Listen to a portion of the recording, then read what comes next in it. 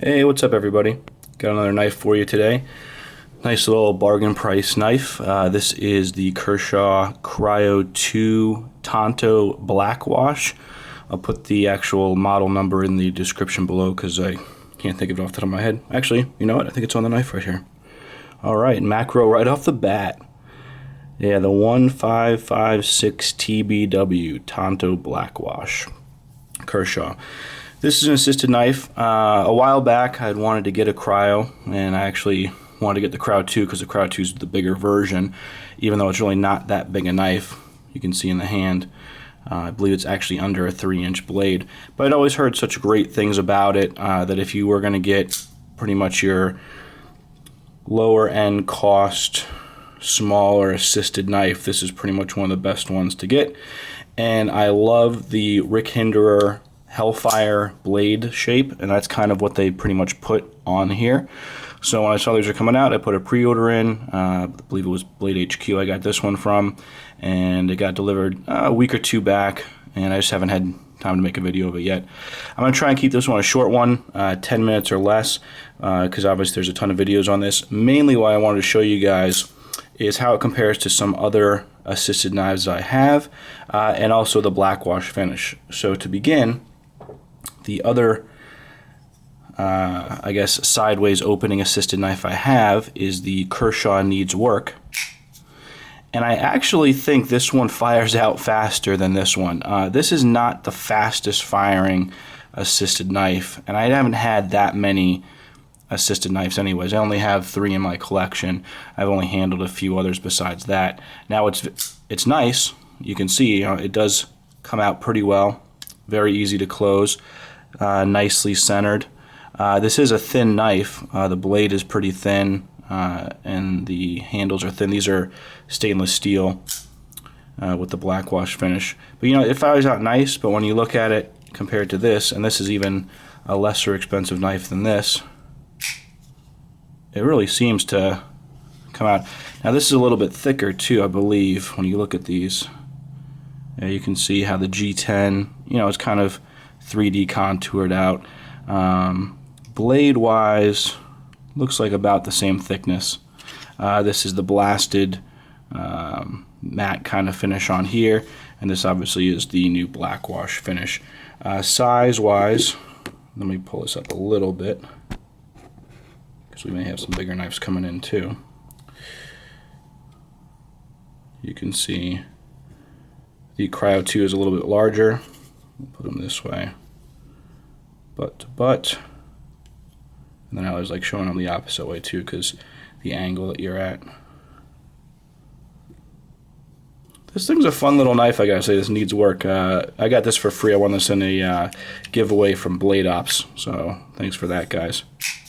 But you can just see how the assisted action works. This does feel nice in the hand. It's perfect for me. I'm a size extra large glove, and you can see I can get a 4-finger grip. The jimping right here is very nice. It's not too aggressive, but you have grip on your hands. And this knife did come very, very sharp. I'll show you a quick cut test on it. Move this out of the way.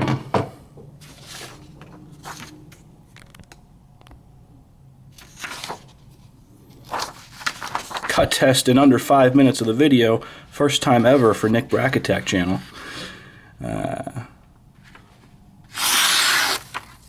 Nice and smooth. And then even I'll show you with the Tanto kind of going right at it. So very nice job by Kershaw. I mean, one thing that aids it is that it is a thinner blade. They're not really taking a big thick of .20 steel and bringing it down. I'm not sure exactly what the blade thickness is, but it's definitely on the thinner side, so it is easier to get that thinner, leaner grind. This is the 8CR13 MOV steel that they like to use. I do like the little shininess that you see through here because that's actually, I believe, the plate in there that's covering the spring. You can see frame lock design too, very nice. Lock up on here, just under 50%. And then even with the piercing ability of it, very nice. So The other assisted knife that I have is the Schrade out the front, which is an assisted, not an automatic knife. We'll take this safety off. And there's that. Not really in the same ballpark at all, except that these are both assisted, but figured I'd bring this out just so you guys could see as far as another assisted knife goes. You push this button in here to release, pull back, and really the best way for deploying this knife, you can see how I do it is, this is if you have it in the forward regular standard grip, you just slide this forward and it pops out. But I think what they recommend and what I found is the best too is when you have this in the reverse grip, you can see your pinky falls right into the choil there, these fingers right across here. This pocket clip is nice and flush, and what you do is you take your thumb and with the knuckle here, you just slide, comes right out. So you can see that. So get that out of the way. And then the only thing I wanted to show, knocked the camera around there. It's nice bigger than I thought it was. The only other thing I wanted to show you guys was a comparison to another blackwash knife. And that's why I had to back the camera up because I was bringing this thing in. This is the Quartermaster Hannibal manual.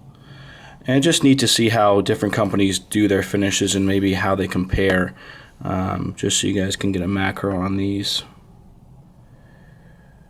Very similar, I'd say, as far as darkness goes. I mean, maybe the Kershaw is slightly darker. But interesting how you can see almost the grinds of the grinder lines in there, and you don't really see them on the Kershaw. But I thought that'd be good for you guys to see.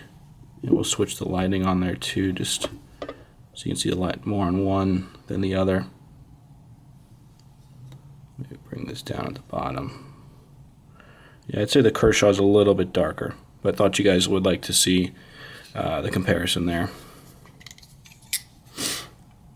And then lastly, just another size comparison. I know I showed you the NeedsWork, but here's pretty much the most popular, I think the most popular ZT right now, which is, the higher end version of the Kershaw, the 0801, and give you a comparison as far as that, because I think there is a very similar look as far as the handle shape. Obviously this cuts down, this comes out. This is a Todd Rexford design, and this is a Rick Hindra design, but I find them to be very similar, and really the difference comes down to the thickness. You can see much thicker titanium slabs versus the stainless steel slabs, and a slightly thicker blade, especially at that point with that kind of diamond shape there. But to give you an idea as far as how that looks. And very different in price too. This is a $36 knife. This is when this came out, I want to say it was around the $200 range. Now I believe they're selling around $180. I think new $188 or something like that. MSRP was $240 or something like that. This MSRP I think was in the 50s or something, and it sells between $36 and $42. But just to give you an idea, obviously different steel, titanium, all that kind of stuff. But get that out of the way. Overall, I really like the feel of this knife. I've been having a lot of fun playing with it. Even though it's not the fastest assisted opening, I really like the sound that it makes with the double stainless steel scales on it versus the NeedsWork with the nylon scales and just the stainless steel liners. Good feel in the hand, both main grip and reverse grip. Love the look of this blade. I just love this shape, this aggressive Tanto with the swedge, the multi-grind, kind of a flat grind here and the hollow grind here.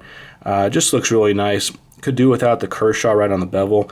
Maybe if they put it up on the flat, or just not put it there at all and just put everything maybe on the back side of the blade, or obviously it's on the pocket clip, so that's fine. The one thing I would love to do with this is get a 9mm butt end casing and replace that on the lock bar stabilizer. I think the brass would really pop against the blackwash. And the other thing, when this came, the pocket clip was so that it was tipped down, and I did change it to tip up. However, I am going to change it back to tip down. The main reason, when I first got this and it was tipped down, it felt extremely comfortable in the hand. I really didn't feel this pocket clip. Secondly, it actually is a deeper carry up here than down here.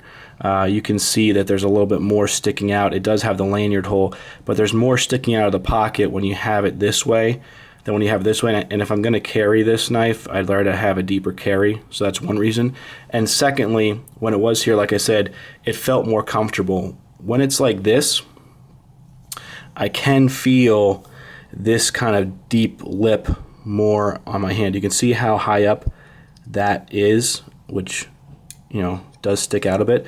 So when I'm holding it, I can feel it rub a little bit on this knuckle, whereas when it was this way reversed, however this lined up, it was in a different place in my hand, and I really did not feel it that much.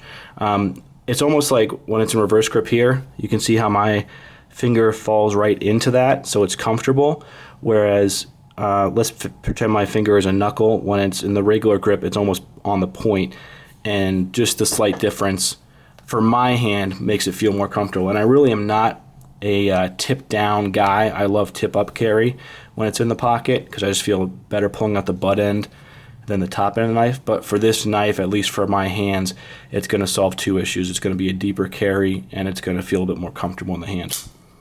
So that's that. I'll let you go. I went about a minute and a half over what I wanted. But, you know, like I've said in the past, I like talking on the videos. It's a nice little outlet for me to get my knife addictions out there and going. So hopefully you guys have a good day, good week, good weekend, good morning, or good evening, depending what time you're watching this. Thanks a lot. Bye.